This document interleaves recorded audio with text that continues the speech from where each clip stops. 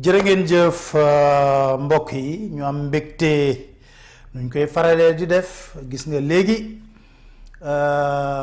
def nañ waxtaan wu am solo ak Yacine Fall ci wolof ci français ci anglais loolu yépp ngir bëgg rek ñu xam Sénégal fi mu toll ñu fas yéene nag séq ak yéen waxtaan bu am solo bu jëm ci réew mi tolluwaayam gis ngeen téere bii moo nekk lettre au peuple Prodac un festin de 36 milliards de francs CFA Birahim Seck bu Forum Civil moo ko bind doon wax ci li nga xam ne moo xew ci fii nga xam ne moo di Prodac téere baa ngi nii moo tax ma sëgg ci fan yi yépp nag parce que lu tax ma sëgg ci moo di lu bari xew na fi ay bakkan rot na ci fi mu nekk nii ñu yëgal xale bu ñu boom ca Bignona ñu yëgal information boobu donc loolu yépp nag bu amee dafay jaadu ñu nit ñu jël suñuy matuwaay pour xool parce que dama jàpp ne lii Birahim Seck wax bind ko ci téere muy des dama leen koy liiral faram fàcceel leen ko étape par étape du doon benn live day doon live yu bare yuñ fas yéene def yoo xam ne dinañ ñëw benn par benn fan la coow li soqe ko ak fu mu toll te ca boobu ba léegi Birahim Seck bu Forum Civil ñu xam ko bu baax a baax musul jot benn plainte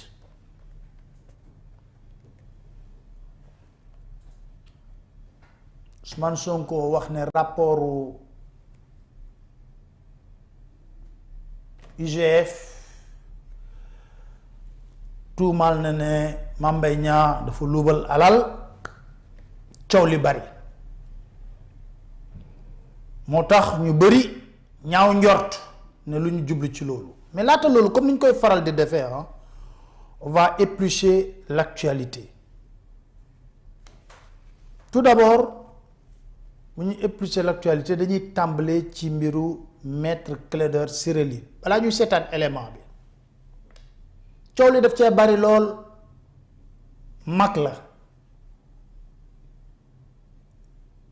ñu gis manipulation bi ci am ñu pompe ko gaz grenade lacrymogène lu ne mu am malaise ñu évacuer ko bañ ko évacuer génne ko salle bi yóbbu ko tey ji ñu gis ne mu génnee ci salle bi ñu évacuer ko France gaa yu bari di ci wax ju doy waar ne waaw da doon tricher lam doon def du dëgg da doon simuler ma xam ko bu baax nag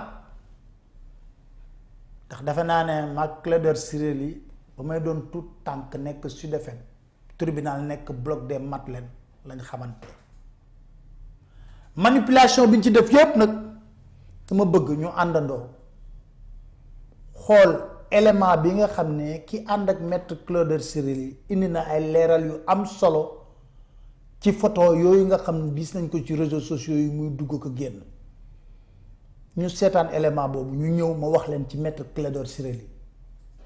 Kewlo man naruma woon tontu sax ci lii parce que depuis ce matin je suis avec maître maa ngi gis nag ay photos di circuler et c'est au moment où il était en Algérie donc doon xaar correspondance su volum mais dafa amoon ay vertiges parce que wérul donc mu am ay gars yu ko jàppale pour mu dem toog ci benn café naan lu tàng. Le est arrivé ici à 11h10 depuis ce matin nous sommes à l'hôpital gis nga ko nii lii la am tuuti jot pour gis nga ku ko xool xam nga ne kii dafa feebar maintenant nag gis nga Kewlo il faut ñu arrêter di daanu ci piège robotisation bi sénégalais yi di def parce que kii kilifa la dafa joxe adunaam yëpp Sénégal défendre na ku ne Sénégal il n'a rien à voir avec la politique moom lu ko ñor mooy dëgg ak yelleefu ci politique ba jàpp kilifa gu toll nii sacrifier adunaam yëpp heure bi waroon ko fekk ci retraite mu toog di noppalaku mais mu ngi continuer di xeex pour ak yelleefu nit ñi Sénégal te ku mu mënoon doon boo ñëwee ci moom mu jàppale la te loolu kenn na tablewu ko Sénégal parce que ñëpp gis nañ défendre na ku ne Sénégal ñu bokkul ay parti donc aujourd'hui je ne pense pas que tey lay dugg ci naka sudul noonu léegi nag ñun duñu sonn di tontu ci yooyu parce que taluñu ko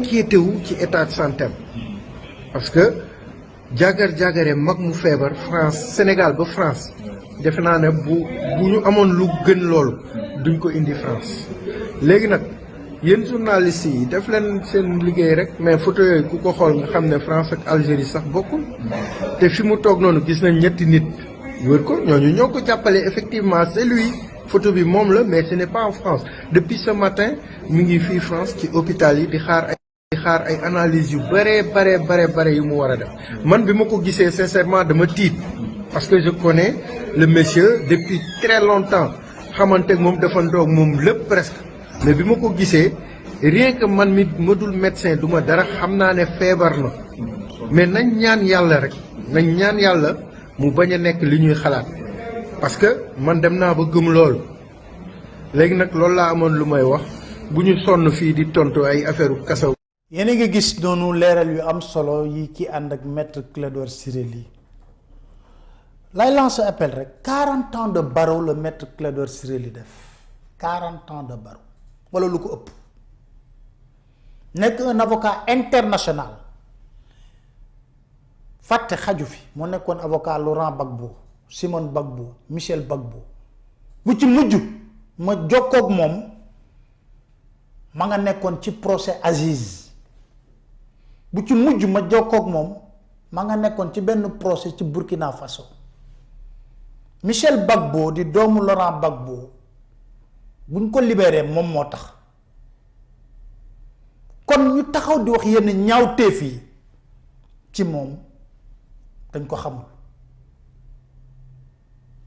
du avocat yooyu nga xam ne dañuy négocier wala di layam yi c'est un homme déterminé buy jël dossier di ci wax c'est pas déflorer un secret mais balaa lii di xew tout récemment ma nga woon sax France doon faju kon grenade lacrymogène yi ñuy wax safaay gi mu saf bu mënee dugg ci xale ba yëngal ko waxuma laa ki nga xam ne kàttanam sax amul nañu soo xoolee vidéo yépp danga koy yërëm nañ ko daan pamtee pourtant mënoon na ko ci bañ a fekk parce qu'il n'est pas le seul avocat de Ousmane Sonko mais par respect parce que dama ci xam dara man bokk na ci samay avocat te képp ku nekk ci administration pénitentiaire da nga koy seedeel lu rafet ne client yépp la yemale client milliardaire bi ak client bu simple moom rek ngay gis ci avocat néew na ci avocat moom ak maître Moussa Sarr ñu tëj seeni client Sébi Xotaan prison ñoom ñuy taal seen oto ni Sébi soree ñëw ba Sébi di seet ci seeni client yi ñu fa tëj li may wax nii ñu nekk ci prison Sébi bi mën nañ ko seede kon nañ am un peu d'humanisme am retenue c'est important am retenue dara jaru ko fi ndax lépp ci nettali lay mujj lépp ci nettali lay mujj ma ñëw ci mbiru Ousmane Sonko ñu seetaan élément Ousmane Sonko bi encore pour ñu rafraîchir mémoire yi.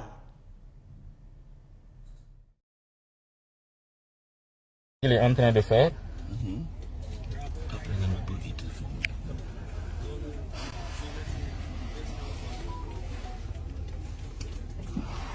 jël nañ ko. kooku kan la lan la ñu jël allo Ndoumbé non affrontement yu métti. Ça y est, ça y est, je suis là. Je suis là. Et je suis là. Je suis là. Faut pas. Qu'est-ce qu'il faut? Tourni. Pardon. C'est pas comme ça. Pardon. Je suis là. Donc on n'a qu'à partir. On va, c'est ça, c'est pas comme ça. On y va. Ouais, on y va. On y va. On va au tribunal. On y va, c'est quoi le problème? On va au tribunal. C'est quoi le problème? Est-ce que c'est bon? On a dit qu'on va au tribunal. On va au tribunal. Non, c'est bon, on va au tribunal. Non, on va au tribunal.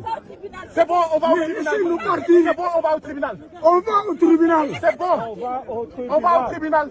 On va au tribunal. On va au tribunal, c'est bon. Mais je suis là. On va au tribunal, c'est bon. Je suis là. Tu brutaliser un citoyen honnête, un citoyen honnête, c'est l'image de l'église, c'est l'image. C'est l'image, c'est l'image de l'église, c'est l'image de l'église, c'est l'image. C'est l'image de l'église de la République. C'est l'image. C'est l'image de l'église de la République. Tu brutaliser un citoyen, tu brutaliser un citoyen, c'est l'image de l'église. Quelle image! Le président est en train d'être arrêté! Quelle image!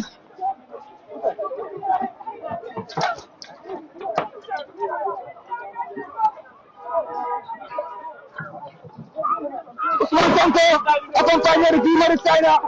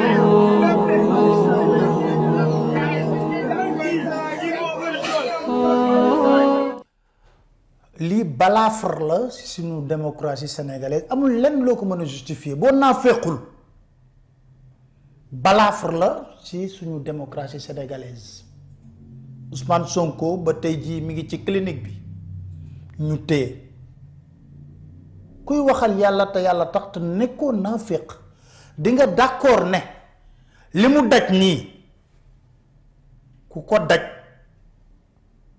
di nga am loo yëg ci sa wér gu yaram mais lu gën a garaaw ci lii dama bëgg tey ñu lu gaa yi dox use suñu mind tuuti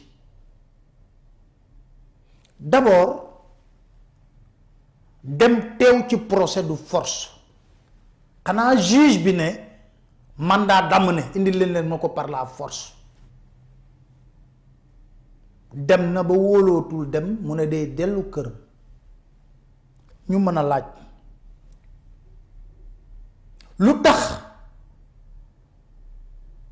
ñu dogu ci ne dinañ toj otoom dinañ ko yóbbu tribunal par la force ci anam bi point d'interrogation waxuma ko de duma expert aussi experts yi ñoo ci mën a prononcé wu ndax Ousmane Sonko dañ ko empoisonné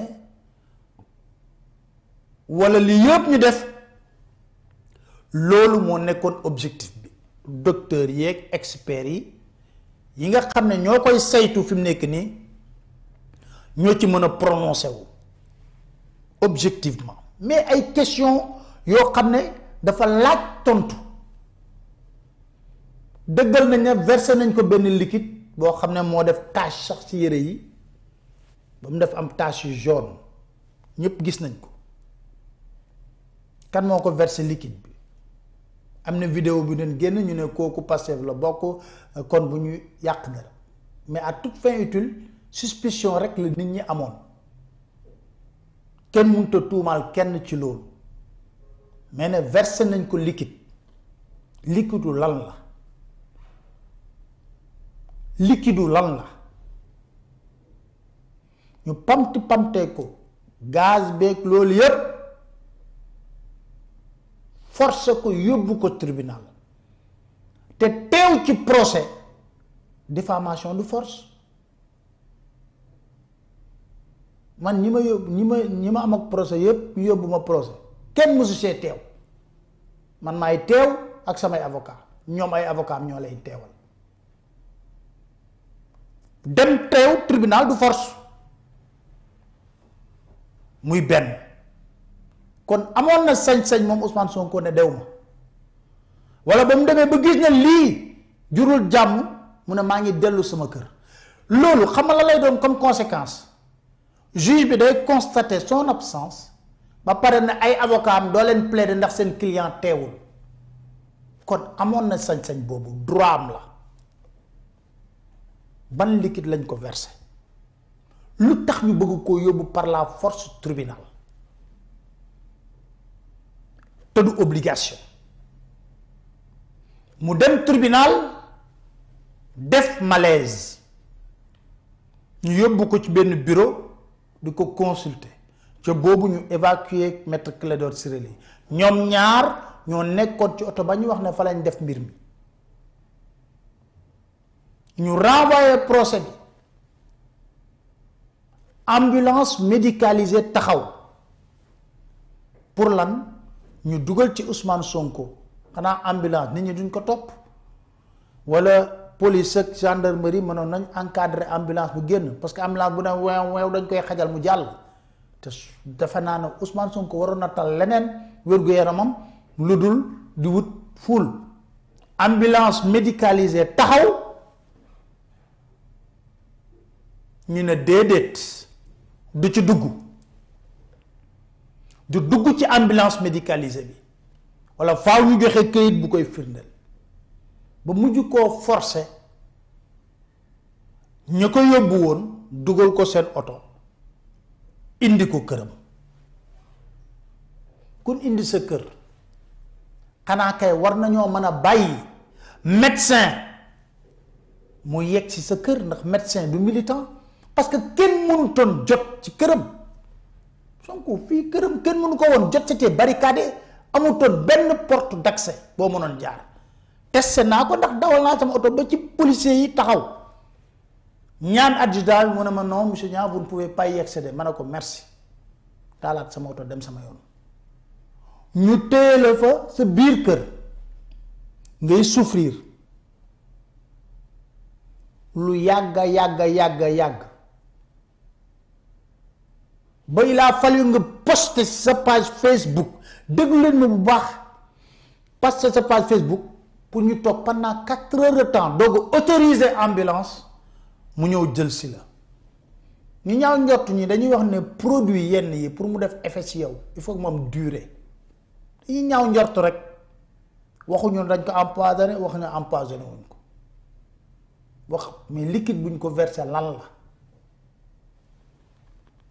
lu tax ñu mën a tere des médecins yu yor seen carte professionnelle décliner seen identité ñu yegg ci këram saytu wér-gu-yaramam ñu toog ab diir ba coow li bari ñu doog ko nangu évacuer fekk boobu mu ngi doon souffrir atrocement son état de santé se dégradé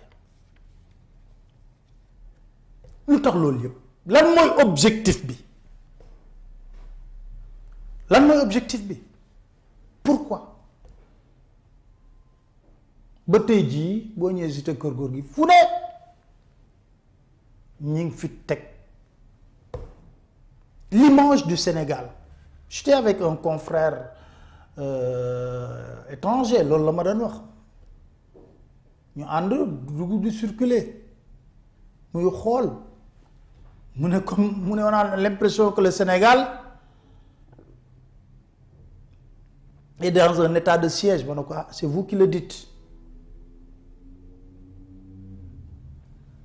c'est vous qui le dites ci loolu la ñuy massawu dàmbuj 7 balles moo ko waxal boppam leen tigre ci oto 7 balles lañ tiire ci oto ñu am yaakaar ne lu mel nii bu xewee ci réew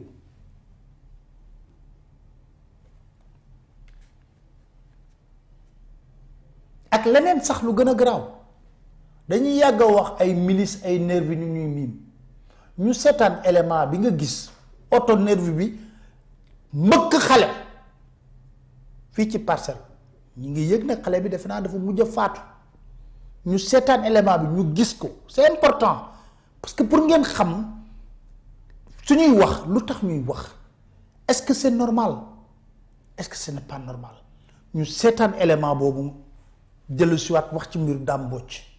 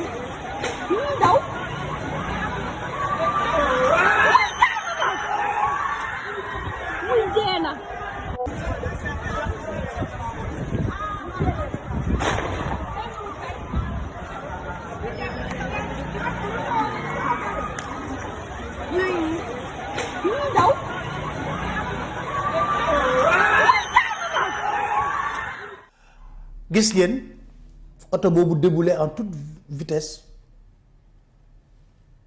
nit ñi daw mu jaar ci mbëkk xale bi xam nga li man lii gëm naa ne du des forces de défense de sécurité duñ def lii gëwuma loolu parce que ñoom ils sont armés seen tenue nga gis carrément ni mu fëlee xale bi jaar ci kawam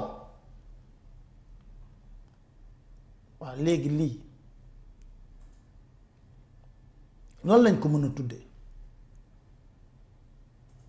est-ce que jaaduwul Dame Mbodj min tiré 7 balles ci otom ba mu daw làqu ci biir Radisson ñu téye ko fa mu wane ngeen gis vidéo bi muy benn ñu gis lii image yii ñu partagé ko ñun ñëpp ci réseaux sociaux yi est-ce que jaaduwul procureur autosaisir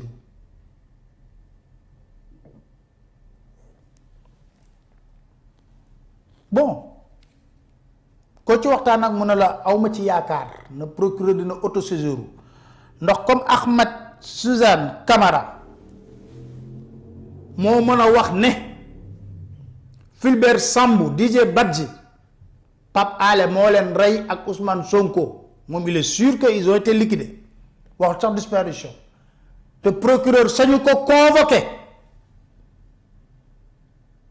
wala mu convoqué ñun tuumaal nañu yéen loo leen joteeg loolu kon lii du ci yëy du ci yàbbi mu nekk lu doy waar dans un pays normal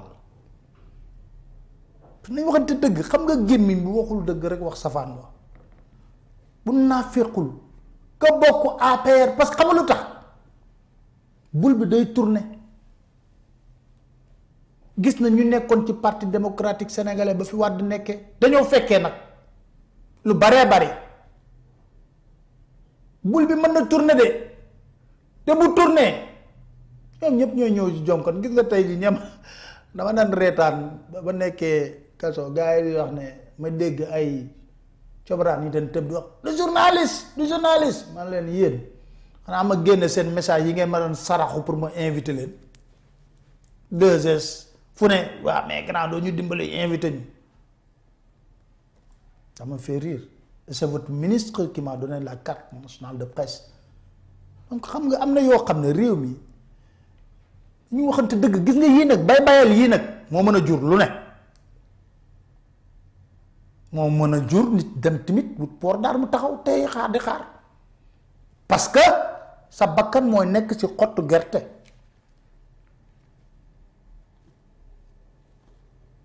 ci foofu balaa maa ñëw ci dossier wu Macky Sall ak mandat bi faute bi leaderu Yewwi def dañ koy wax dañ koy ñeme. Barthélémy Diaz ba mu fi amee procès yéen a ngi fàttaliku ba ñuy jàpp Barthélémy Diaz ak Sonko ba ñu nekkoon ci benn kër Médina Sonko dafa jóge këram dem kër Barthélémy Diaz ñu daje fa ñu àndandoo dem seen convoi bu Yewwi leader yépp ñëwoon ci te kër góor gi jël si Ousmane Sonko ne ko nañu dem amaana du demee nii te boobu ba léegi c'est un vide total moo ne de kuy waxal yàlla te yàlla tax Ousmane Sonko yàgg naa dee ci Yewwi ndax nag local bàyyi na fi Ziguinchor dem fu ne campagne législative nekk tëdd liste ñu éliminé ko mu dem fu ne campagne pour Yewwi mais yàgg naa koo wax na ko ñépp te looluy dëgg ku ko waxul wax naa féq moo di ñii ñépp tout le monde ku nekk mi ngi espérer sa élimination pour moom mu foog ne dina jël mbir mi ñoom ñépp buñ la ko waxee ci nii wala ko waxul ci naa sa gosse est prétentieux la ñuy waxtaanee looluy dëgg man nag xam nga man wax ko ba pare dox sama dox parce que nee naa leen amul benn leader boo xam ne ëmb nga sama sànqal wala sama kersa ba du moo la wax dëgg parce que ñun Sénégal moo ñu ñor rek mais loolu Macky Sall da koo xam Macky Sall moo la gën a xam ne ci biir Yewwi ñu bëri ñu ngi ñaan yàlla mu isolé Ousmane Sonko éliminé ko ci biir Yewwi xam na ko il sait wala toute l'opposition réunie ñi ngi ñaan yàlla ñu isoler Ousmane Sonko moom mu mën a négocier sax ak ñoom c'est possible looluy dëgg parce que yàlla mooy def loolu nee naa leen Ousmane Sonko li mu am du ci njàng mu rëy du ci toj état du juddu mais yàlla mooy def loolu Abdoulaye Wade ba mu fiy nekk di fi toj ci temps Abdou Diouf ay ñoom bàcc leen fi woon ay ñoom Landing Savané ñoom Amath Dansokho ba ñoo jéem ba mu të ñoo dem jëli ko Paris en 2000 ñoo ne ko yow yaa ñu fi mën a génne moo amoon accueil mémorable boobu Aïssata Tall Sall nekkoon ministre de la communication au temps au parti socialiste bañ ña du ko wane kon bon yàgg na ci Sénégal bañ na du wane loolu ñu wax plus de 1 million de personnes ñoo teeru ci Ablaye Wade ba permanence am bi nekkoon fii wetu ci Colobane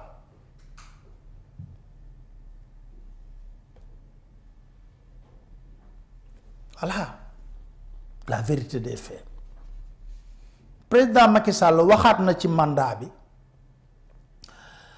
lim ci wax nag daanaka tegal leen Macky affaire boobu ñu gis ko rapidement wala nga teg ko bloqué ko pour gars yi lire ko c'est important li mu wax moom voilà ñu xool nee na mon premier mandat est hors de portée de la réforme.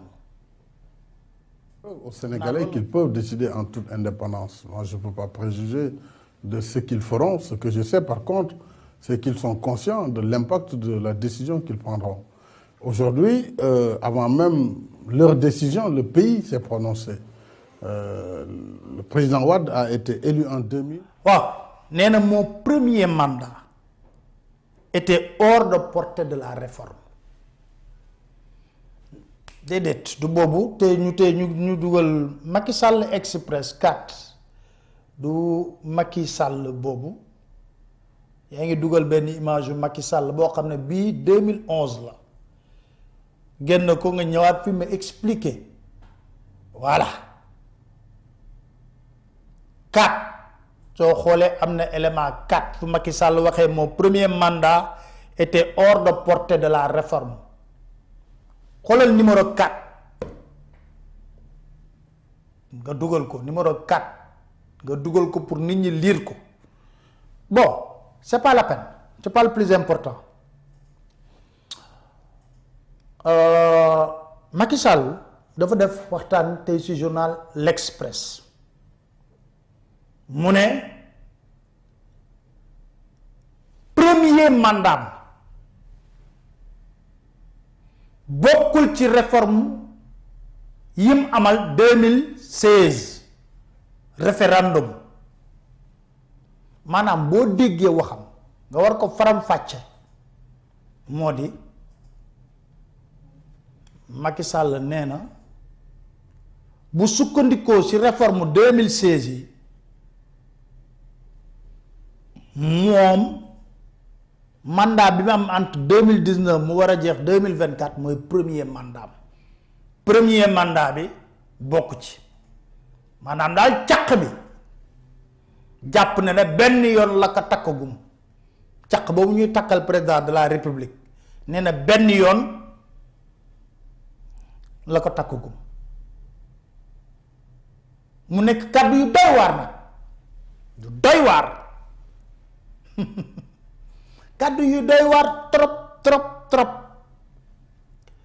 léegi dama bëgg Macky Sall bi nga tegoon léegi muy wax en 2011 Macky Sall bi ma tegoon waxuma photo Macky Mimi Macky Sall bi nga tegoon léegi ba muy diingat Ablaye Wade ba mu waxee waxeet muy wax ci loolu ñu tegal ko gars yi ñu seetaan. Aux Sénégalais qu'ils peuvent décider en toute indépendance. Moi, je ne peux pas préjuger de ce qu'ils feront. Ce que je sais par contre, c'est qu'ils sont conscients de l'impact de la décision qu'ils prendront. Aujourd'hui, avant même leur décision, le pays s'est prononcé. Le président Wade a été élu en 2000, réélu en 2007. Il a fait ses 2 mandats. Donc il ne peut pas envisager une 3e candidature, un 3e mandat dans le cadre de la constitution actuelle du Sénégal. Alors si maintenant le Conseil, malgré tout cela, venait à accepter sa candidature, je pense qu'il contribuerait à créer les conditions d'une déstabilisation de notre pays. Évidemment, pour qu'on n'en arrête pas là, pour que le Conseil lui-même ne soit pas mis dos au mur, que le président lui-même sache raison garder, qu'il finisse son mandat le 26 février et qu'il passe le témoin, qu'il cherche un candidat dans son camp, il lui est loisible, et qu'il sorte par la grande porte. Lii moom moo ko doon wax Abdoulaye Wade xam nga kenn forcé wul président Macky Sall mu def référendum moo ñëw commission nationale de réforme des institutions mu créé ko boobu Ismaïla Madior Fall ma nga nekk foofu conseiller Macky Sall ñëw ñu dem ci campagne référendum bi en 2016 nag may déglu bu baax de 2016 Macky bi ñu wax tey jii ne premier mandat bi bokk ci maanaam caq bi ñu ko takkal ñaari yoon nee na bu benn yoon la ko mës a takk mooy bii 2019 2024 léegi moom nee na benn yoon te Sénégalais yëpp gis nañ ko ñu takkal ko ñaari yoon mu ne moom benn yoon la su ma ko takk 2019 la ko fàttaliku ba mu ko takkee moo ne ba mu ñu doon campagne coow li bari woon na lool lii man dama ko séntu woon bu yàgg te dinaa leen ci jox preuve léegi ci kanam léegi Macky Sall ba muy campagne dem fii Grand Théâtre coow li bari lool ci mandat beeg ci référendum bi moom ci boppam am na lu mu waxoon ñu àndandoo déglu Macky Sall bu démb lam ñu daan wax ñu jëm ko méngaleeg bu tey ñu seetaan Macky. dafa am fu mu toll ci yoonu démocratie réew mi tey jii war nañ ko aar li fi xew le 23 juin 2011 misaal la candidature pour un 3e mandat tax fukki doomu réew mi ak lu teg ñàkk fi seen bakkan signal la boo xam ni bu ñu si jógulee bu ëllëgee daañu am lu ñu metti suñu réew kon nag ñu ñàkk mandat bi nga xam ni mandat njiitu réew la war a doon. yéen a déggandoo Macky Sall lu mu ñu wax nee na dafa def référendum bi pour aar li nga xam ne moo di coowul mandat dina leen dellu si sax ba mu demee ci kër dina yépp xam naa beneen yoon wax lu tax mu defoon référendum bi ne bëggatul coowul mandat di am Sénégal xalaatutu ko da koy tëj verrouillé ko moo tax mu def référendum bi ñu mën kon nañ voté oui ndax loolu mooy garantie réew mi Macky moo ñu wax loolu ba muy campagne yamul ci loolu de coow li bari ba tey sénégalais yi na ko ba ñuy jëm ci élection présidentielle 2019 ñu koy laaj ne ko est-ce que yaa ngi ci sa dernier mandat maanaam bu la falaatee 2019 abaa na gasi jeex na tàkk coow li bari lool Sénégal coow li bari Sénégal torop wax ji bari lool Macky Sall jëlaat kàddu leeralal sénégalais yi lu tënku ci référendum bi ne am na premier mandat 2012-2019 buñ ko falaatee 2019 pare na ci mooy dernier mandat ñu seetaan Macky Sall. waaw jërëjëf laaj ngeen ma wax ji nga xam ne moo nekk ci xibaar yi fan yi yëpp dégg naa ay coow mooy loo xam ne daf ma jaaxal sax ndax day mel ni lu xiinul rek xëy taw wax joo xam ni kenn xamul fu mu jógee ak lan moo ko tax a jóg ndax réew mi jàpp naa ni démocratie la buy dox 2016 man maa proposé askanu Sénégal révision constitutionnelle boo xam ne dama ni mbirum mandat yi dafa war a jeex dàkk ñëpp jàpp ne réew mi kenn mënatu fi toog lu ëpp ñaari mandat dañ ko bind mu leer nañ nul ne peut faire plus de 2 mandats consécutifs xanaa kay ku jàng tubaab boo ko firilee loolu war na xam ne indépendamment référendum loi 2016 wala loi 91 dañu ne mandat bi juróomi at la benn yoon lañ ko mën a renouveler muy donc boo ko renouveler muy ñaari mandat ñu yokkaat ci leneen lu ko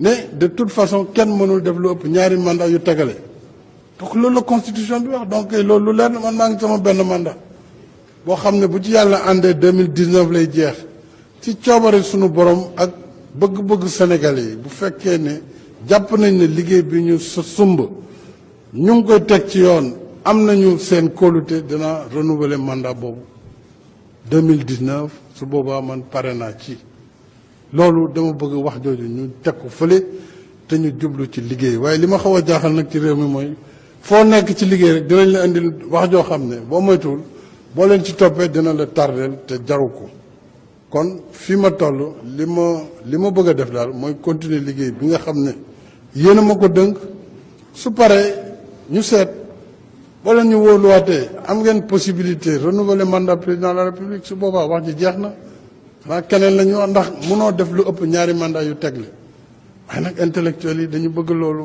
jàpp fii interpréter fële ku nekk wane xam-xam ku nekk wane ne yow yaa mën a indi lii ak laa loolu yëpp lu baax la mais vraiment damay ñaan daal ñu bañ a di engager réew mi ci loo xam ne énergie bu ñuy perte la amul ñu njëriñ en tout cas man mii de jàpp naa ne mbiru ñetteelu mandat dinañ ma séentu fépp ba mu des si mbir moomu la donc loolu dama bëgg ñu wax mu leer te mu yem fi donc maa ngi sant ñëpp ginnaaw bu ma sante sama naataango. yéen a ko déggandoo moom ci boppam moo ko wax moo ci boppam moo wax li ñu mel na moom mi ngi ci premier mandat buñ ko renouveler pare na ci kenn du ko séntu ci loolu yamu ci de xam nga ci français bi lu ci am solo ñu seetaan Macky Sall li mu wax nii ci wolof ni mu ko waxee ci français ma explique leen lu ci am solo ci ni mu ko waxee ci français.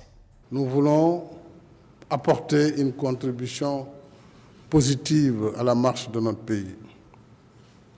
Je suis encore à mon premier mandat, qui finira en février 2019, plus précisément en mars-avril 2019.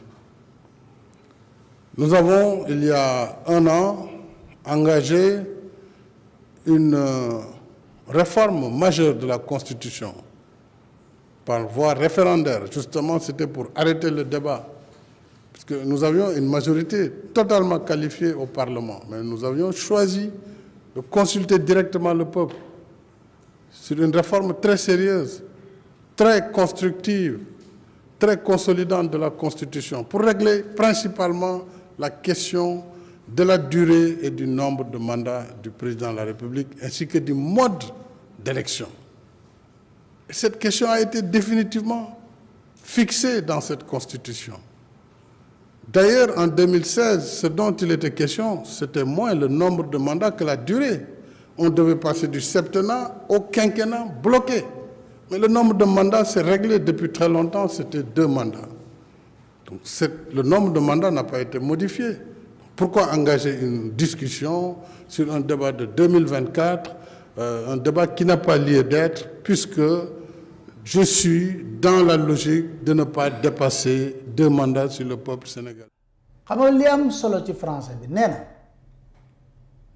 ba ñuy régler affaire mandat bi nekkutoon le nombre de mandats mais durée mandat bi la ñuy wax parce que loolu ci temps Ablaye Wade réglé woon nañ ko ba pare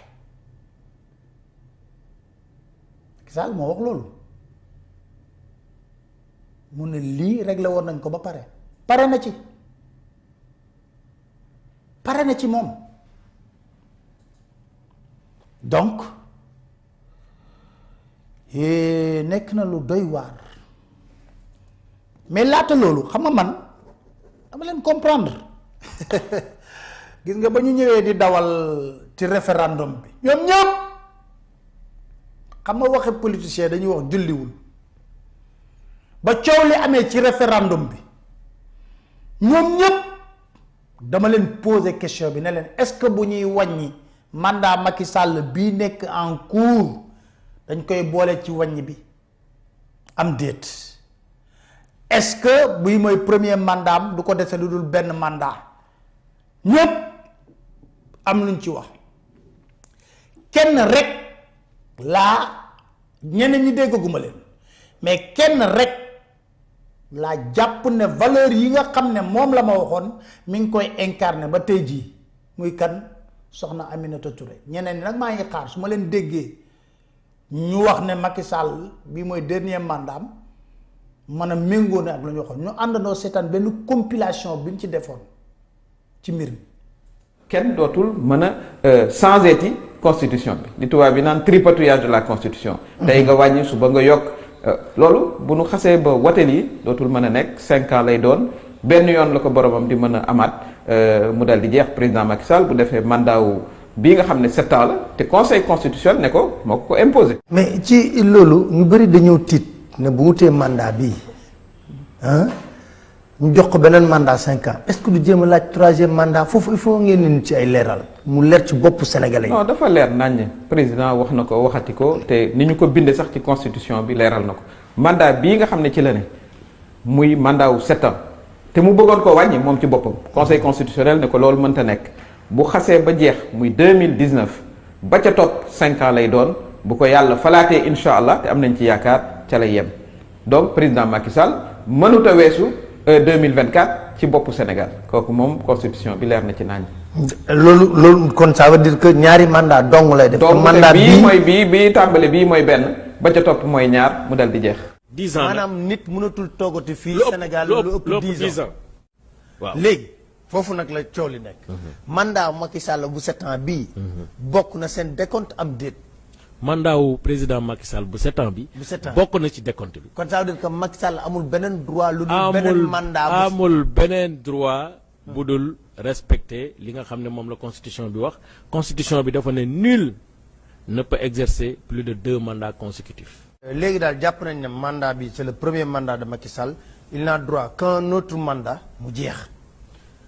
loolu moom mooy nul xam nga nul mooy kenn amul sañ-sañu def ñaari mandat yu tegale lu ëpp ñaari mandat yu tegale xam nga durée ak mandat du benn. objectif réduire mandat bi moo naan mooy que benn président de la République bu ñu falati du fi defati plus de 10 ans lu ëpp fukki at. est-ce que mandat Macky Sall bii. 17 ans en cours. dafa bokk ci décompte bi wala déet. mais Pape Alé loolu foofu laa bëggoon ñëw parce que. réforme bi dafa def benn article alinéa 27 bu constitution ne nul ne peut faire plus de 2 mandats consécutifs bu fekkee ne tubaab rek nga jàng. mooy bépp président ci commencé ci Macky Sall bu fi falooti mënul def ñaari mandats yu tegloo. loolu mooy nul président ne peut faire 2 mandats consécutifs. ku fi toogati ñaar mandat bay ñëw juróomi at dong la mën a nekk bii mu def nekk juróom-ñaar bu njëkk bi ndax mënu koo wàññi ca la bokk ci ñaari mandat yi ñu wax ko mu leer amul ñett amul ñeent amul ñaar ak genn wàll amul may ma ñetti at ma terminer samay chantier wala loolu amul loolu moom amu fi amatul dem ba ca biir may ma at ma terminer jumaa ji ma doon def fii loolu amul ku def fukki at dem loolu daal la fi andi. li fi xew le 23 juin 2011 misaal la candidature pour un 3e mandat tax fukki doomu réew mi ak lu teg ñàkk fi seen bakkan signal la boo xam ni bu ñu si jógulee bu ëllëgee daañu am lu ñu metti suñu réew. ki ko fi defoon. Sénégalais yi war nañ ko ne loolu ñun dañ ci d'accord. muy benn. Sénégalais yi war nañ ko ñun mandat dañuy bëgg ku fi yem def lu yem dem ba bàyyi keneen loolu moom ci conscience sénégalais la. kon nag ñu ñàkk mandat bi nga xam ni mandat njiitu réew la war a doon. loolu ku ne doo ko wootee dafa am leneen lu nekk sa xol wala boog leneen lu nekk sa bopp lu dul njëriñu Sénégal. te moom président bi muy ñëw ci nguur gi xamoon na ne ñaari mandat la war a am droit. bi ñu tëggaatee mbind mi rek lañu tëggaat changé wuñu ko bi ñu ko tëggaatee mbind mi benn la dafa gën a dëgër sax nul ne peut exercer plus de 2 mandats consécutifs. parce que constitution 2001 bi dafa ne renouvellement benn yoon nga koy def 2001. dafa ne renouvellement benn yoon nga koy def mooy article 27. article 27 boobu moo ñëwaat ne kenn ndax dafa mënta am lu ëpp ñaari mandat xam nga kon amul changement nii ci ton bi nii ci contenu bi nii ci portée ni ñu bindee article bi même article la. ci li muy wax mooy renouvellement bi benn la war a ne.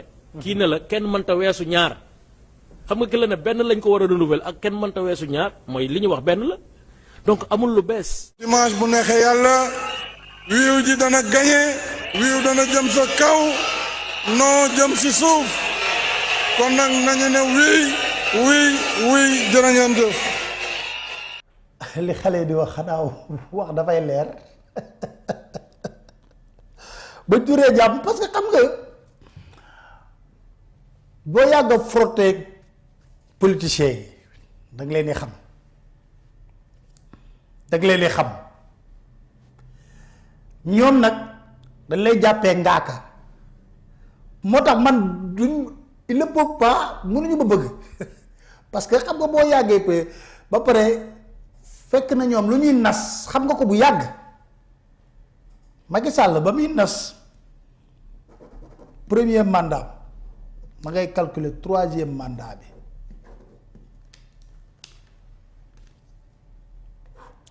c'est pas pour rien que mu jël ay juriste xam nga temps léegi gis ngeen argument du mu génne nii xam ngeen ne Mody Gadiaga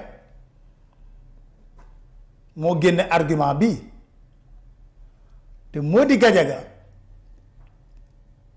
moo nekkoon le premier pourfendeur du 3e mandat d'Abdoulaye Wade man Pape Alé maa def ak moom émission décryptage première émission moom la woon Ahmed Ndiaye maître Amadou Sall maître Ousmane Seye yàlla na ko yàlla yërëm sama grand boobu maître Ousmane Seye maître Amadou Sall taxawee toogee nii Ahmed Ndiaye Mody Gadiaga toogee nii ñoom sont contre di démontrer pourquoi ils sont contre tey Mody Gadiaga moom moo bëgg a endosser moo wax moom laa dégg soo xoolee ce sont les mêmes arguments yu Mody développé la Macky Sall reprendre dinaa leen seetal émission décryptage boobule ñu dégluwaat leen parce que fii ku fi wax dañuy wax suñu àqulaay taala moo tax Macky Sall ba mu faloo premier mandat lu mu njëkk a def juristes yooyu yëpp nga xam ne ils sont peut-être susceptibles justifier ko woon troisième mandat casé na leen fenn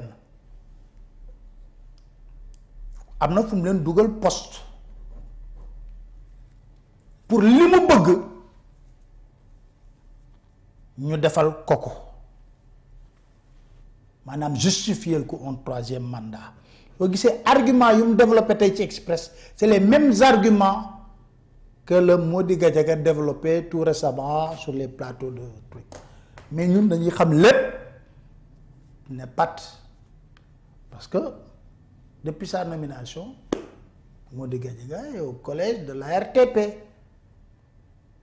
D'ailleurs on a renouvelé leur mandat de manière illégale donc loolu yëpp mi ngi ci mais c'est pas le plus important c'est le peuple qui est souverain le peuple est souverain le dernier mot appartient aux Sénégalais Wade ba mu ko fi forcé defal nañ ko bagage li xale yi di wax j'ai vu venir moo tax ñoom ñépp des na sax de naa leen may après Aly Ngouille Ndiaye Aïssata Tall Sall ñoom ñépp jot na Aly Ngouille Ndiaye sax moo gën a explique naa leen may su ma defatee live Aly Ngouille Ndiaye moom lu mu waxoon mais comme waxoon naa leen tey dama leen di ñamal tuuti li may démarrer ci wàllu Prodac ak coow li ci am mais ñu àndandoo rapport am na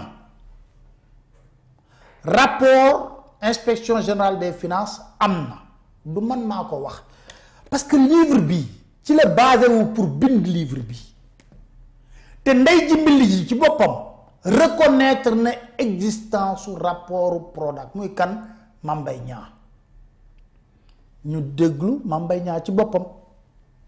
damay saytu. gis nga rapport bi nit ñi di wax man maa bind ministre des finances man maa bind ministre des finances avant may bind ministre des finances ministère ba ma yor dafa am lu tuddoon inspection interne moom laa njëkk a wax dem leen ngeen xool ñu dem xool indil ma lañ indi ñoom dañoo seet. ci seen xam-xam ak seen kattan boobu Jean-Pierre Senghor nga wóolutul woon. waaw yow yaay tudd tur. non maay tudd tur. moom mi nekkoon Prodac moom nga wóolutoon di ko saytu di ko auditer pour xam lan la def ak lu mu deful. man nit a ma wóolu dénk ma. waaw waaw. nit moo ma wóolu dénk ma. ok nit ki ma wóolu. dénk ma daf maa wax xoolal jox ma ay jumtukaay pour may xool du ma gën a gore ma jël li ma yoon may ak ni mu ndawe ñoom seen doole ak seen kattan fi mu toll.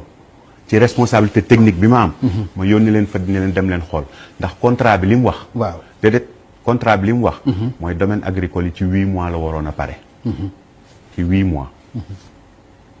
fi ñu toll nii ki koy réaliser nee na mi ngi ci 65% de réalisation ak 51% de paiement moom la mu wax dégg nga ko man du man maa ko koy waxal. nee na ku ko fay mu eggale donc ñi ngi wax 29 milliards te ndekete sax 29 milliards génnul. loolu mooy benn. donc ba ñu saytoo. mu nekk beneen échec aussi pour le gouvernement. waaw déglu ma mu nekk beneen échec aussi. waaw déglu ma. ba ñu saytoo. inspection interne ba ñu saytoo indil ma. ma xool sama aqulaay taala xool daal di bind ki nga xam ni moo yor kilifteefu xaalis bi ni ko yónnil IGF ñu ñëw saytu. kon yow yaa ci dugal ministre des finances. man maa bint man Mame Mbaye Niang maa bint man Mame Mbaye Niang maa bind ni ministre des finances ni ko kaay saytu vérification administrative et financière u Prodac ndax li ñu waxoon ci contrat bi yeex na ca délai yi amul ca ki kay defar ay waxi fay lay wax ca man yoruma xaalis xaw ma nan contrat de financement bi xaw ma ko procédure yi mu wax ak kii financé xaw ma ko. d'accord ma ne ko kaay saytu ñu xool nan la ñuy def pour mu bar. ok IGF. service la biir ministère des finances du IGE du OFNAC du Cour des comptes. rapport bii ngay wax ñu publier te IGF ba léegi waxul ni moom la waxul ni du moom xëy na loolu bokk na ci li tax ma ni ñu ngi may tuumaal donc naa dem takki sama ndomba tànk. recommandation yi ngay wax ni ci rapport boobu noonu amul benn bu ma ci tudd. amul lépp c'est-à-dire xam nga boo audité ba pare ni da ngay indi saafara recommandation yi amul benn bu ma ci jàpp man. donte amagul tampon amagul signé yónnee guñ ma ko jàpp naa ni rapport pour mu véridique bu fekkee da nga may méngaleeg ñeneen ñi buñ la dee tuumaal dinañ la jox ni la lii lañ lay tuumaal xanaa nga tontu. man ba tey fii may waxee ak yow nii gisuma ko dégguma ko ci rajo bi laa koy dégg. noonu la tëdd. Mame Mbaye est-ce que gënul woon ci yoon yow. ba nga démissionné nga wéy ci sa démission boobu fexe yëf yi dem ci yoon lu ciy leer leer. lu ci dul leer lëndëm nga pare ci est-ce que yaakaaruloo moo gënoon ci yow parce que lii bu jeexee ci. mi ngi waxoon kàddu yi ci émission Faram Fàcce ak sama doomu ndey sama xarit Papa Ngagne Ndiaye mu koy nuyu au passage bu baax a baax. ci loolu xam nga Birahim Seck dafa sukkandiku ci rapport bu existé pour bindi téereem bi mais may laaj lu tax Birahim Seck kenn porté ko plainte parce que lépp man ci la week-end bi yëpp ci livre bi yoroon naa ko yàgg mais dama ko delloo si war tëju di lire mbir yi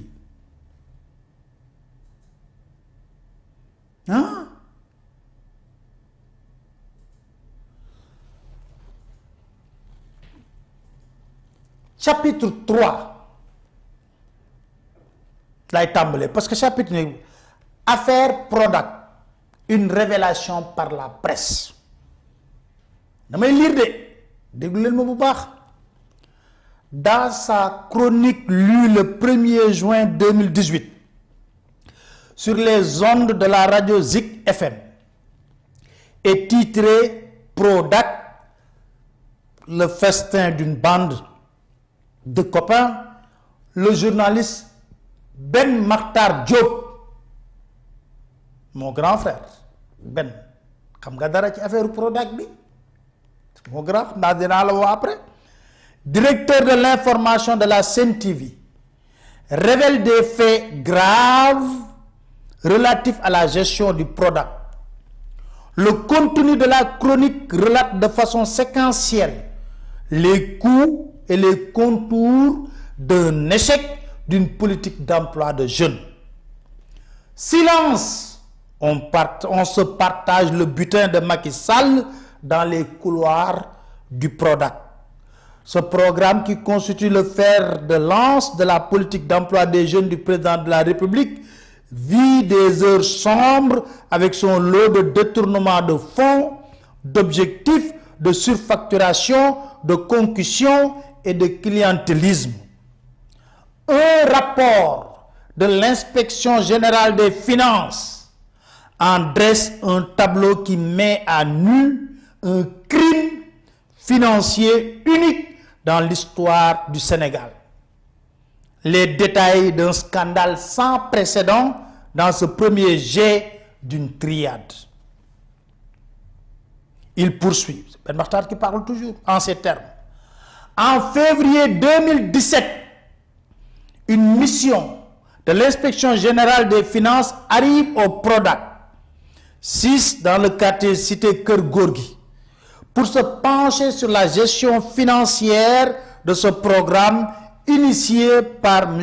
Macky Sall et dont l'objectif général, pour rappel, est de booster l'emploi des jeunes en milieu rural par l'aménagement de 30 000 hectares de terre répartis sur 10 terroirs et l'enrôlement de 300 jeunes dans les domaines agricoles communautaires.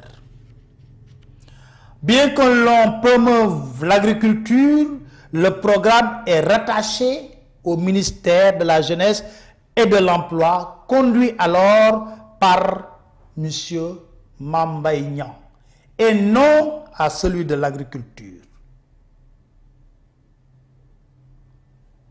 Officiellement, ce choix institutionnel est justifié par l'objectif stratégique de création massive d'emplois pour les jeunes. C'est donc au ministre Mame Mbaye Niang qu'en revient l'administration.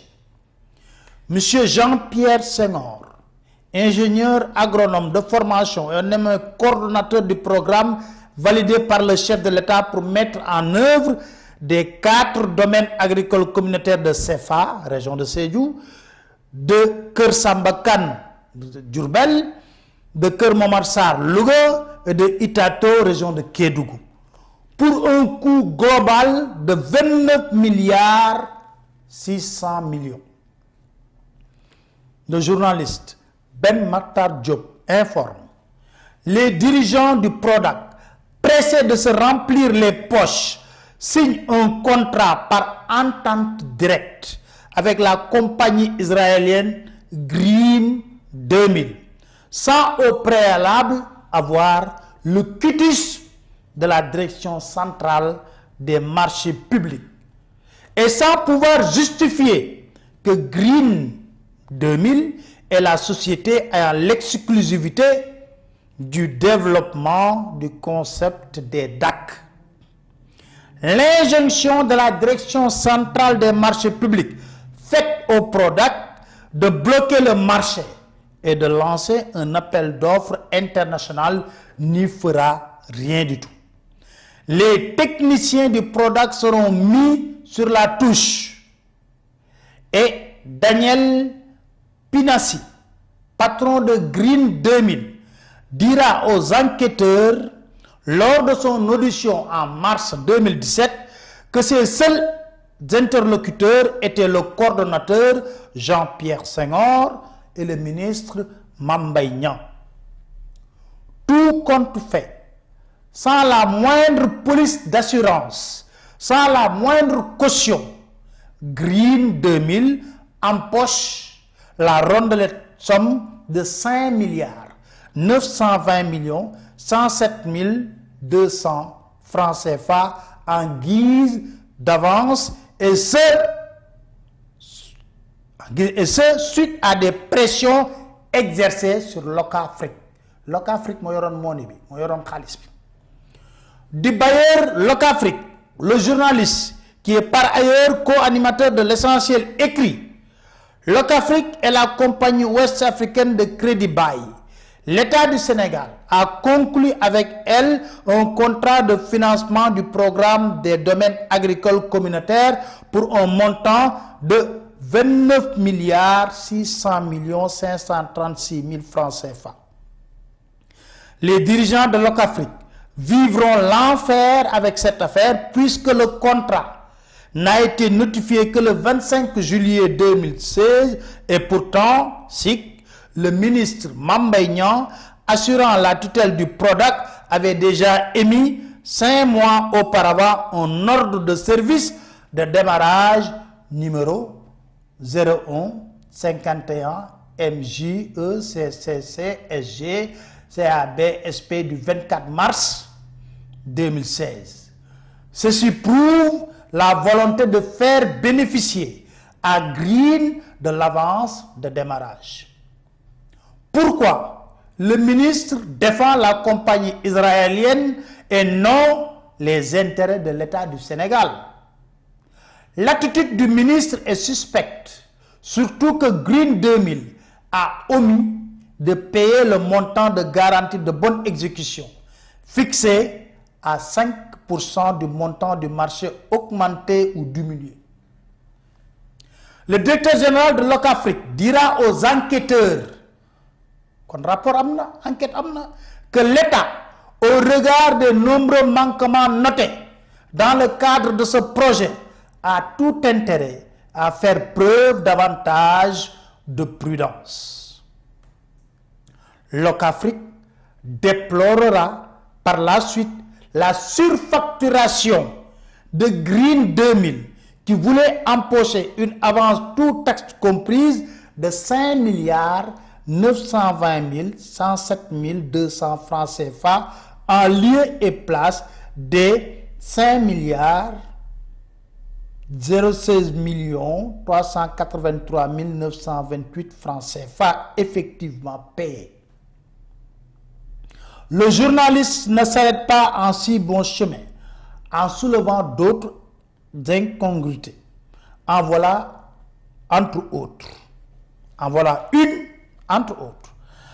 Entre mai et août 2016, Green 2000 a bénéficié de virements de l'ordre de 2 311 568 854 francs CFA, sans au préalable avoir versé les frais d'enregistrement de son contrat. C'est précisément le 23 août 2016 que Green 2000 s'acquittera du versement d'un montant de 250 984 000 francs CFA au centre des services fiscaux de Grand Dakar. Et ceci vaudra une demande d'explication servie à Jean-Pierre Senghor par le ministre Mame Mbaye Niang. Si le comportement de Locafrique dans ce dossier est à saluer, plus tard, un autre dossier lié au Prodac prouvera que la compagnie finira par accepter de se restaurer à la table des loups. Nous y reviendrons. Toujours est-il que Locafrique se devait de s'assurer du respect des modalités de paiement avant de libérer les fonds requis par le Prodac et Green 2000. Jean-Pierre Senghor cautionna le paiement d'une avance de 3 762 287 946 francs CFA et son successeur Mamina Daffé celui de 1 254 095 982 francs CFA. Il conclut par ce qu'il qualifie de sordides prestations connexes. En effet, selon lui, le recrutement de bureaux de contrôle ne changera rien à la gabegie au sein du Prodac. Le groupe Soterco, société d'études de réalisation d'ingénierie conseil, soulignera dans son rapport de février 2018 qu'à ce jour, aucun décompte ou facture n'a été transmis à la mission de contrôle. Le bureau de contrôle n'est pas en mesure de faire une corrélation entre les travaux effectués au restant par rapport au décompte. Pire, pour la communication et le transit, le coordonnateur Mamina Daffé a fait, selon les enquêteurs, preuve de légèreté, ayant entraîné un préjudice financier important contre l'État. La société TIDA, retenue pour la prise en charge des frais de dédouanement et de transport des équipements livrés par Green 2000 du port de Dakar au site de destination finale, est spécialisée selon son INEA en commerce de détail hors magasin. Ce choix du coordonnateur Mamina Daffé surprend l'ancien coordonnateur Jean-Pierre Senghor qui confiera aux enquêteurs être étonné par le procédé puisque le patron de TIDA, Ibrahima Cissé, est un proche du ministre Mame Mbaye Niang. Pour son volet communication, le cabinet 3e universel est recruté par le Prodac pour assurer le conseil et la visibilité de programmes des domaines agricoles communautaires pour un montant de 63 950 000 francs CFA. La gérante du dit cabinet, entendue sur procès verbal le 20 février 2017, a soutenu avoir été mise en contact avec Locafrique par le ministre de la Jeunesse Mame Mbaye Niang.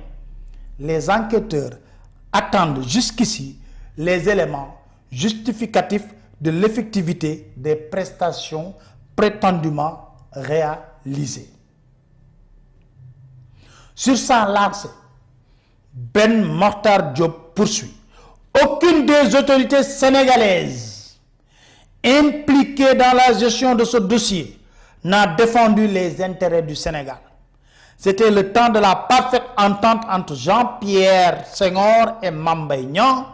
Le clash survenu entre les deux hommes mit le premier hors course et en lieu et place une administration aux ordres du ministre composée d'un officier des eaux et forêts devenu directeur des opérations du Prodac, ami du ministre, un transhumant à qui il sera confié la gestion d'un fonds de 47 milliards, lui aussi toujours ami du ministre, et des fournisseurs choisis sur la base du lien de sang, notamment le DG de TIDA Afrique et le frère d'un ministre rentré au Sénégal après la victoire du candidat Macky Sall.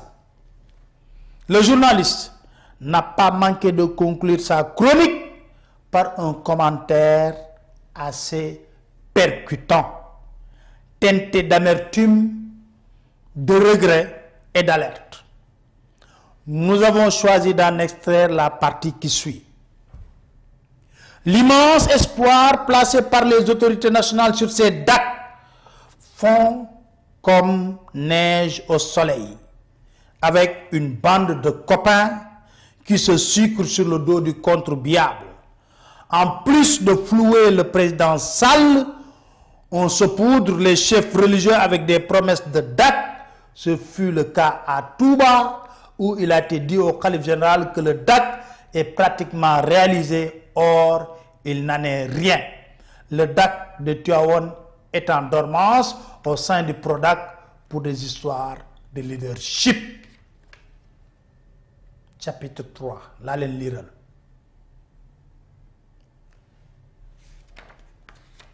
Léegi ba coow li amee ma continuer ci chapitre 4 bi bariwul 2 pages la après ñu téye ko foofu après ma dellu si waat parce que dinañ ko def chapitre ma ñëw ci chapitre 4 bi boo leen ma waxee ne vamos rek ma ñëw chapitre 4 bi gars yi chapitre 4 bi ñu lire la démission reconduction parce que ba rapport bi génnee comme gars yi nag ba rapport bi génnee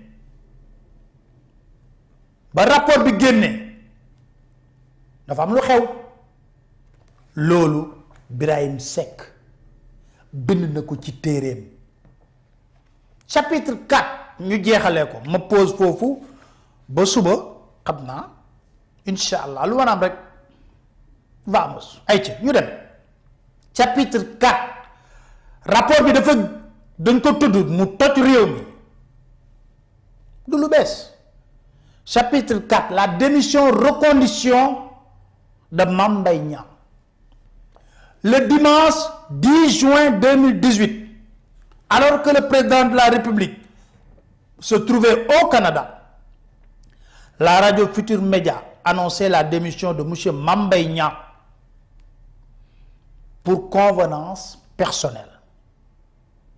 Plus tard, lorsqu'éclate l'affaire du Prodac, le motif de la démission était, selon lui, fondé sur une question d'ordre personnel qu'il déclame en ces termes pour laver un affront.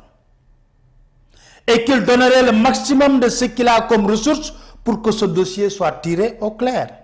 Il rajoute être prêt et en conformité avec les principes qu'il défend pour laver son affront. Dans sa livraison du lundi 11 juin 2018, le journal Les Échos informe que le Premier ministre Mohamed Boun Abdallah Dionne s'est rendu au domicile du ministre démissionnaire pour le dissuader et l'inviter à revenir sur sa décision.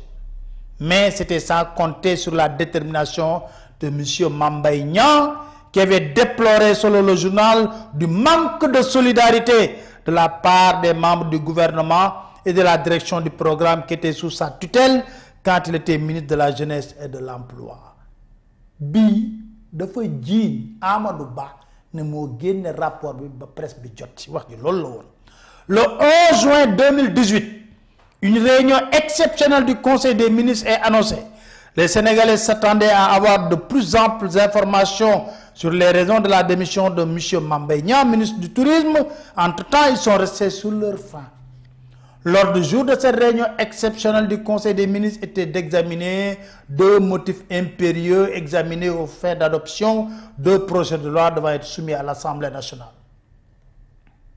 Suite à un article signé du journaliste Cheikh Yérim Seck en date du 11 juin 2018, publié sur son site d'information yerimpost.com, affirmant que l'ancien ministre de l'Emploi et de la Jeunesse s'était attiré les foudres du président de la République, disant reprendre les propos d'un membre du gouvernement. Le journaliste indique que l'interrogatoire était tellement sévère que tout le monde s'attendait à ce que Mame Mbaye Niang soit démis de ses fonctions à l'issue de cette réunion du Conseil des ministres, à défaut d'être limogé. Tout le monde a compris que quelque chose s'était cassé entre le président et lui, et que son départ acté n'était plus qu'une question de timing. Lorsque le scandale a commencé à barrer la une des journaux, le feu qui couvait entre Macky Sall et Mame Mbaye Niang s'est attisé. Le ministre du Tourisme a dû être prié de bien vouloir démissionner pour ne pas avoir à être démissionné. Nous sommes à quelques mois de l'échéance présidentielle cruciale de février 2019. Le scandale Prodac, amplifié par les médias, fait désordre et n'arrange pas les affaires du candidat à sa propre succession. Le 13 juin 2018, le gouvernement publie un communiqué signé de son secrétaire général et porte-parole M. Seydou Gueye. Il dément l'information en ces termes. Il a été rapporté dans certains sites d'information que le président de la République aurait, à l'occasion d'un conseil des ministres, soumis le ministre Mame Mbaye Niang en interrogatoire à propos du rapport de l'IGF sur la gestion du Prodac. Il n'a jamais été question en quelconque conseil des ministres d'un tel type d'échange entre le chef de l'État et le ministre Mame Mbaye Niang. Ce communiqué a eu pour effet de faire réagir M. Cheikh Yérim Seck qui, dans une vidéo, relie in extenso son article du 11 juin 2018 comme pour insister qu'il détenait là une information qui ne pouvait être démentie et la confirmer. L'indignation naît de ce qui est désormais appelé affaire Prodac a obligé M. Mame Mbaye Niang à sortir de son mutisme. C'est ainsi qu'il fait sa première apparition à la télévision Futur Média le mercredi 20 juin 2018 dans l'émission Faram Facce, animée par le journaliste Pape Ndiaye. Puis il fait face à Mamadou Ibra Kane dans le grand jury de la RFM du dimanche 5 août 2018. Le vendredi 31 août 2018, dans le quotidien Walfadjri, il tient ses propos. Je me suis suffisamment exprimé sur ce sujet. L'affaire Prodac, c'était une cabale montée contre ma personne. Cela ne peut pas être une faute de gestion parce que je ne gérais pas le Prodac. Je n'ai pas de responsabilité de gestion de ce programme. Quand on n'est ni ordonnateur ni administrateur de crédit, on ne peut être lié. Je n'ai pas toujours vu les personnes qui m'accusaient, mais c'est dans l'ordre naturel des choses. Le dimanche 2 septembre 2018,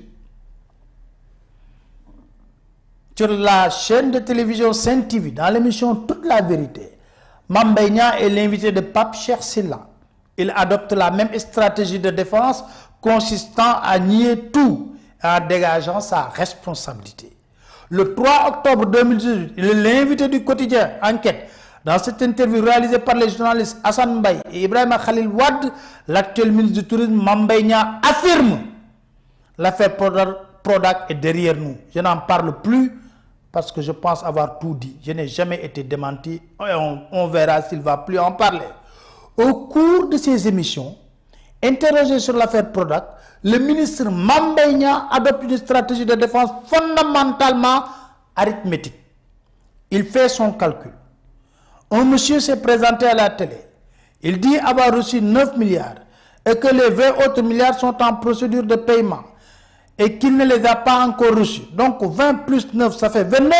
Vous êtes 9 de 29, il reste 20. Donc on peut positionner les 20, on peut positionner les 9. Donc si on fait la différence, c'est 0. Il finit en ces termes. Qu'est-ce qu'on peut me reprocher? 0. L'enjeu ne se situe pas seulement sur le budget prévisionnel.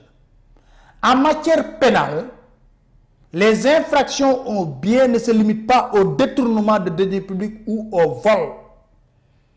L'escroquerie et le blanchiment de capitaux, ainsi que l'enrichissement illicite notamment, en constituent d'autres. Il ne suffit pas que les comptes tombent juste pour être dédouanés. Quand on est dépositaire d'un pouvoir de signature, même si on ne gère pas le budget, il est possible de s'enrichir illicitement du fait de sa position. Et pour cela, il suffit d'interroger son train de vie en rapport avec ses revenus légaux. Ibrahim, c'est qui est écrit. Dans ce dossier Prodac, le ministre Mame Mbaye Niang est au moins signataire du contrat technique à substantiellement incidence financière et émetteur de l'ordre de service. Dans ce cas précis, cet ordre de service est illégal et générateur de paiement frauduleux.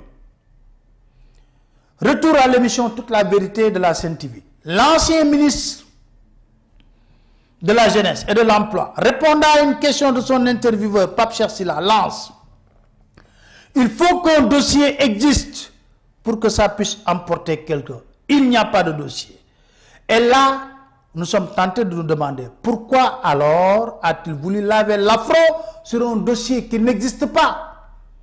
Son homologue de l'économie et des finances, M. Amadou Ba, lui parle de fuite, ce qui signifie donc pour ce dernier qu'il existe bel et bien d'un dossier Prodac. En effet, le 2 juillet 2018, devant les parlementaires, le ministre chargé de l'économie déclare: il se peut qu'il y ait des manquements au sein du ministère de l'économie et des finances à la date d'aujourd'hui. Avec les informations que nous détenons, tout laisse penser que les fuites ne viennent pas de mon département. Dans le communiqué du gouvernement du 13 juin 2018, si le porte-parole dément l'interrogatoire du président de la République à M. Mame Mbaye Niang en Conseil des ministres, il ne nie pas l'existence d'un rapport de l'IGF sur la gestion du Prodac. Ainsi, les propos du ministre de l'économie et des finances et le secrétaire général porte-parole du gouvernement convergent pour confirmer qu'il y a bien un dossier Prodac, fruit d'un rapport de l'inspection générale des finances suite à la demande de M. Mame Mbaye Niang lui-même, alors ministre de la Jeunesse et de l'Emploi, au ministre de l'économie et des finances par lettre numéro 0020 MJECCC, bon, CAB, décès du 8 novembre 2016. Bon, léegi nag gars yi liiral naa leen li yépp.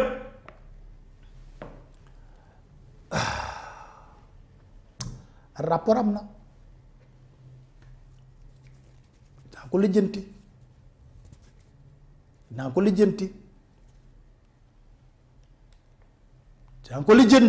mu leen nañ incha allah.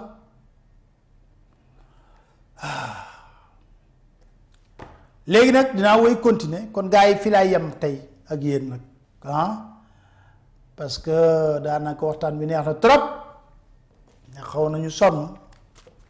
dinaa leen continuer wax leen lii rapport bi wax lii yëpp des na ci livre bi kon on se donne rendez-vous incha allah suba wala ginnaaw suba, ça dépend juste de la situation pour ñu continuer